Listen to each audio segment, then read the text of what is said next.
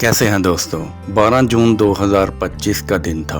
सूरज अपनी आबोताब पर चमक रहा था। अहमदाबाद के सरदार वल्लभ भाई पटेल इंटरनेशनल एयरपोर्ट पर मामूल के मुताबिक रनवे पर प्लेन टेक ऑफ और लैंडिंग कर रहे थे। दोपहर 1:39 पर एक खूबसूरत सफ़ेद Boeing 787 dream lines air India की फ़्लाइट AI-171 अपने सफ़र का आगाज़ करती है। ये फ़्लाइट लंदन गेटविक जा रही थी।